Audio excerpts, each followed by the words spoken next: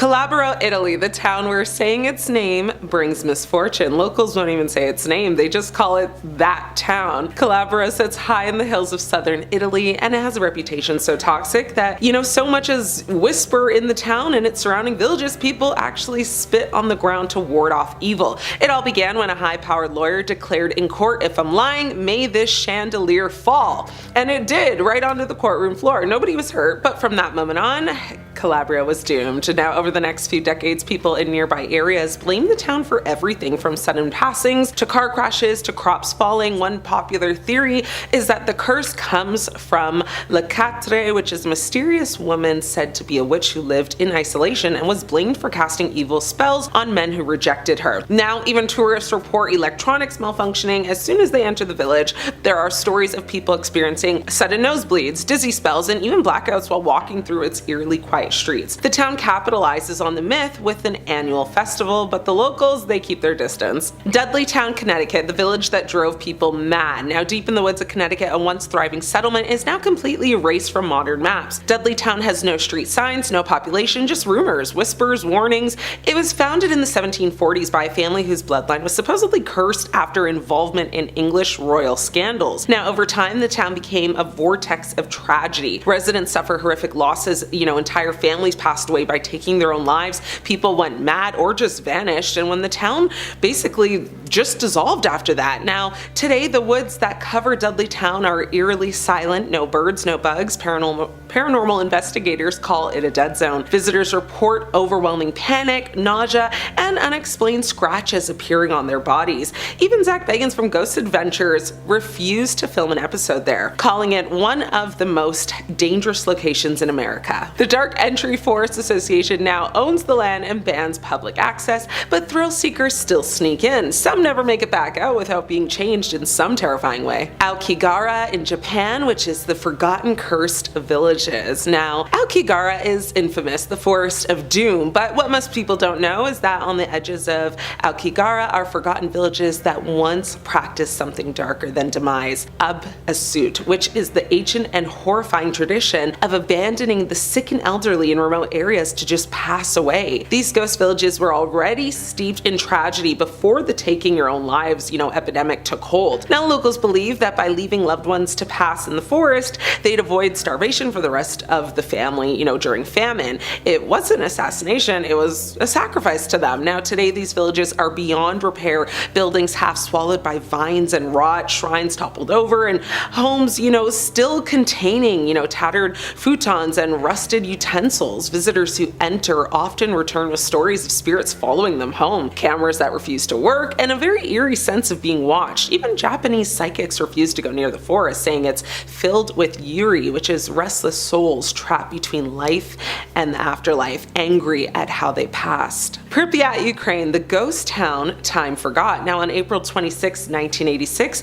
reactor number 4 at the Chernobyl nuclear power plant exploded. Within 36 hours, over 49,000 people fled the nearby town of Pripyat. Now, what they left behind is a time capsule of nuclear terror, schools with half-marked tests, homes with dinner still on the table, and dolls' heads littering the streets, literally. But the radiation isn't the only thing that stuck around. Paranormal investigators have documented cold spots in the warm summer months, sudden drops in temperature, phantom footsteps, and the sound of children giggling in the empty amusement park there. Now, one former resident swore she saw her mother standing in a window of their old apartment 15 years after she passed. Others have reported glowing humanoid figures appearing near the reactor. There's even a legend about the Blackbird of Chernobyl, a winged humanoid figure that dozens claim to see before the disaster. So eyewitnesses, described red eyes and deafening screeches, and once the explosion occurred, well, the sighting stopped. Coincidence or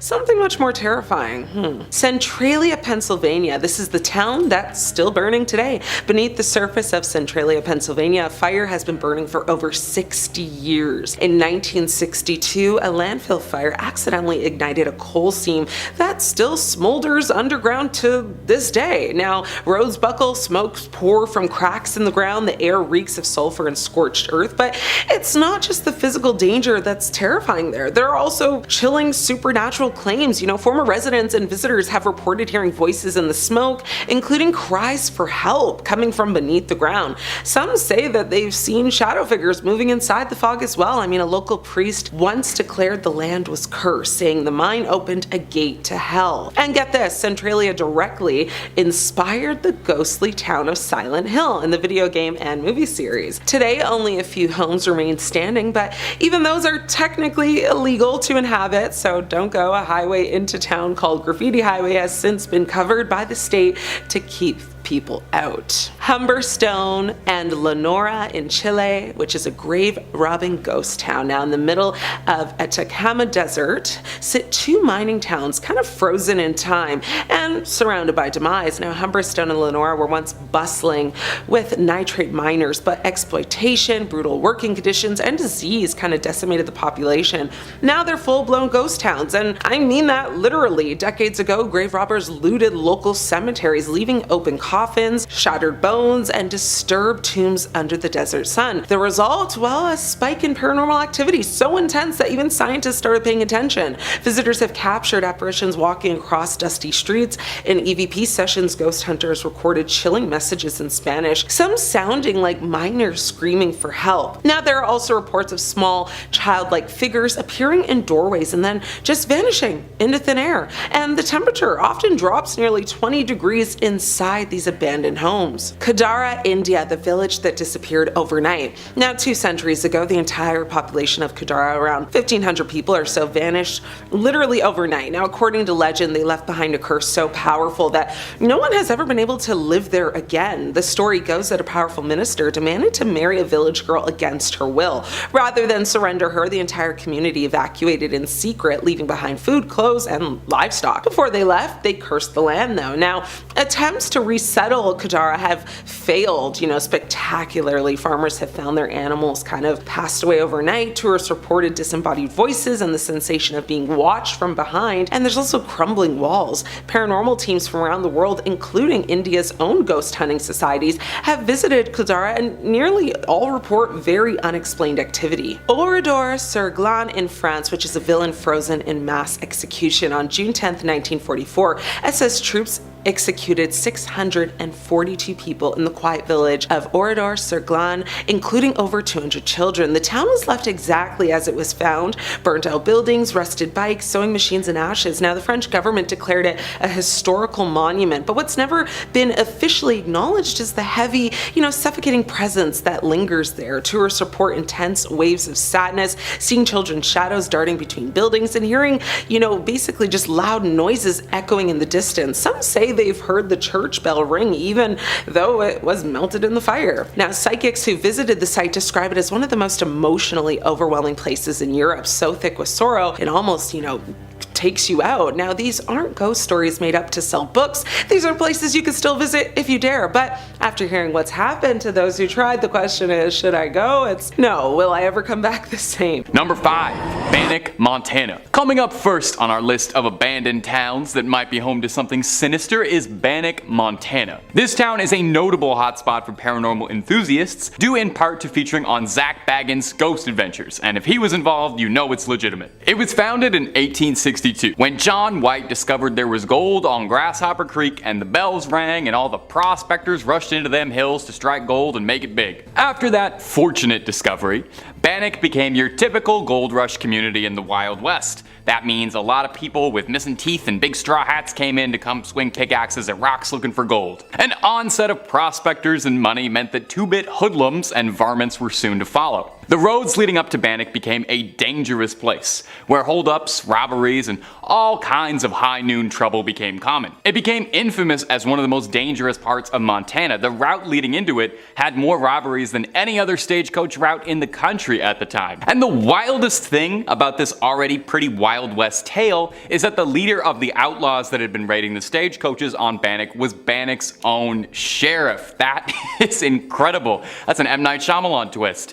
Certainly explains why they were able to get away with it for so long. Now, with such a storied and troubled history of violence surrounding the town, is it any wonder that it's speculation that it's haunted? By the late 1860s, Bannock's gold rush began to fade, and it started to lose importance as a mining community to bigger things like Virginia City. While there were still people living in it all the way up until the 1950s, its trade diminished greatly. Less gold, less money, less people, less crime, fortunately enough, but less of a community. Eventually, the last few residents were displaced and the town would be converted into a state park. You can visit the decaying town now, kept preserved as if people should live there but don't. In a way, Bannock is much like these lives of all those prospectors and hopefuls, cut short tragically, existing now just as a spooky memory of a different time. And if you're looking for more spooky stories, well, Top 5 Scary has all of that and then some. We've got a little bit of everything that freaks you out. Aliens, cryptids, ghosts, goblins, conspiracies. If it's spooky, we've got a video or two on it. So hit subscribe, make sure you hit that bell, and don't miss a single scream out of us. But hey,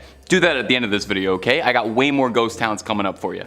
Well, 4. I got 4 more ghost towns coming up for you. Number 4, Pripyat. You can't really have a video on scary ghost towns without including the most infamous ghost town in history, maybe. It both seems like it's a cop-out to list it and also a mistake to ignore it. It's everybody's favorite irradiated town, Pripyat in Chernobyl. While reading about Chernobyl, I was introduced to the word kenopsia, which I hadn't heard before, meaning the feeling of seeing something that you know is supposed to be bustling and populated but isn't. And I think there are few places on Earth that match that description quite like the exclusion zone. You look at it, and it seems like everybody literally left in a second, leaving behind their personal belongings, their things. It seems like at any moment, Chernobyl should come back to life, but won't. A safety test simulating a station blackout power failure would lead to a cataclysmic fire, leading to radioactive material being blown all over Pripyat and the surrounding areas, making it an inhospitable wasteland. 50,000 people used to live here.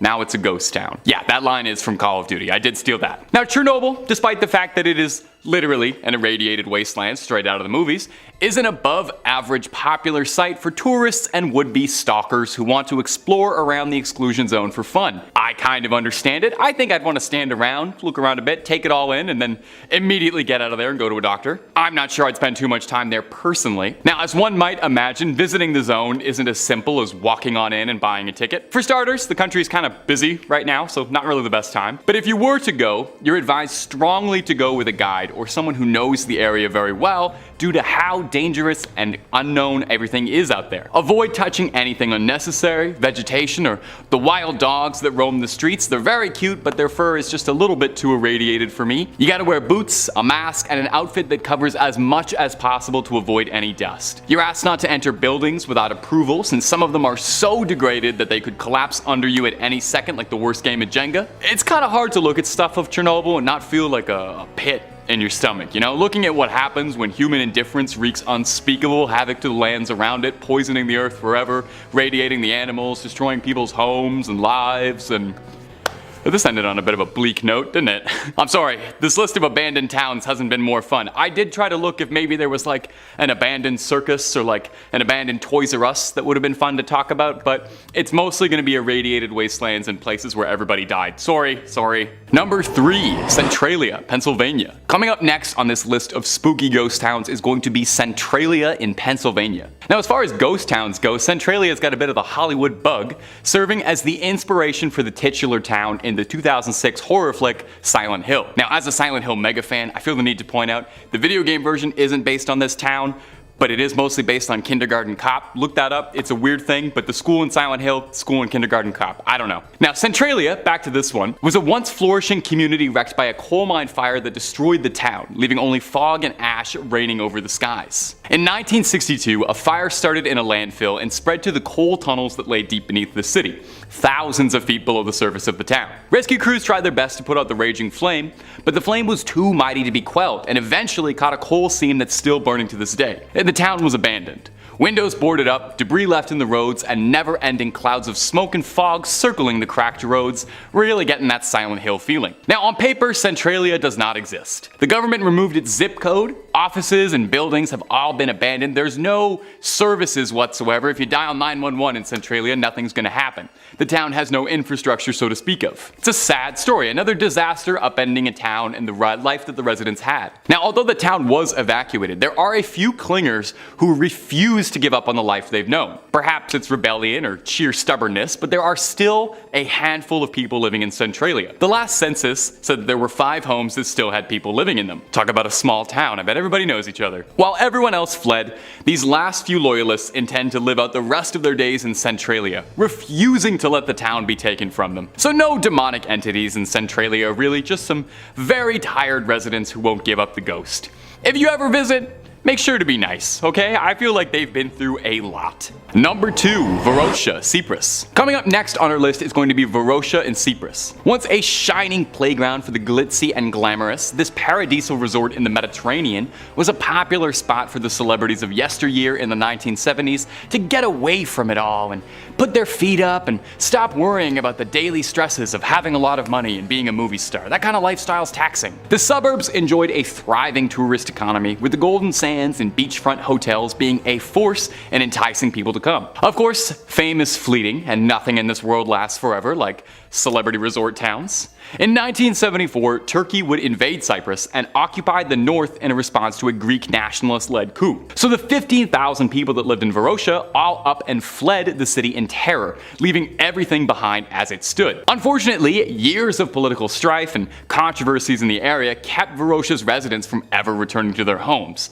leaving the city to rot in open air and decompose into a wasteland. One look at Varosha and it just seems like a tragic waste, trying to wrap your head around the money, livelihoods, industry, all just lost forever. It's a very eerie feeling looking at the photos of Varosha, seeing the earth try to take the city back. Buildings crumbling, trees sprouting through the bottom floors of cafes and restaurants. Well, why not just go in, fix the place up a little, you know, sweep up, clean it? Well, decades of neglect have done inconceivable damage to the infrastructure. The city has crumbled and wasted away so much that experts estimate that it would take upwards of $12 billion to make the decrepit city livable once again. So for the time being, it'll probably remain as a time capsule, frozen from better years where things were bright for this forgotten city. Number 1, Oradour-sur-Glane. Our final entry for this list today is going to be the somber story of the village of Oradour-sur-Glane, an abandoned town in France, infamous for being host to one of the worst massacres in French history during the Second World War. It's believed that the attack was an act of revenge because of the village's support of the resistance.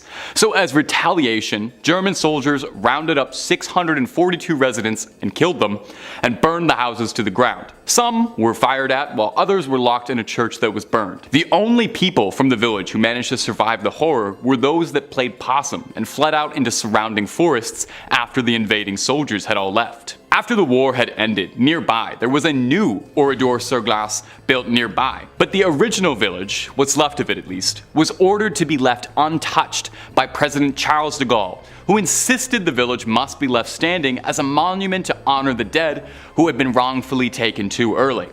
So, not quite a ghost town in the sense that there's stories of hauntings or chills through the night, but haunting in a certain sense, definitely. Reclaimed by the sea, Hashima became a ghost island, a haunting reminder of just a historic era. The once bustling apartment blocks now stand empty, their windows, staring blankly out at the ocean. The school where children once learned and laughed is now completely silent, its classrooms just filled with dust. The shops where families once bought their groceries are now just empty shells, completely bare. The island, battered by typhoons and time, began to crumble. The structures, once symbols of strength and progress, became an eerie testament to the decay of human endeavors. Hashima, once a beacon of industry, became a symbol of decline, a constant reminder of the boom and bust cycle of human history. Now today, Hashima, stands as a somber and yet kind of beautiful ruin, a place that draws, photographers, urban explorers, and history enthusiasts from all around the world. It's a place where you can walk through the empty corridors of abandoned buildings, where you can feel the weight of history just hanging in the air, where you can imagine the lives of the people who once called this island home. Hashima is more than just an abandoned island though. Honestly, it's a time capsule, a reminder of a specific moment in history. It's a story of industry, community, and ultimately abandonment. People want to remember Hashima for its story that deserves to be told, a story that deserves to be remembered. You know, tourists are allowed to visit if you want to go. However, fishermen who sail near the island claim they have seen strange flickering lights in the buildings, even though the island has no electricity. Strange noises have been heard as well, and cold spots have been felt. Many people have said that they had this sensation of being watched, and there are even claims of people that have been touched by unseen hands. Spooky.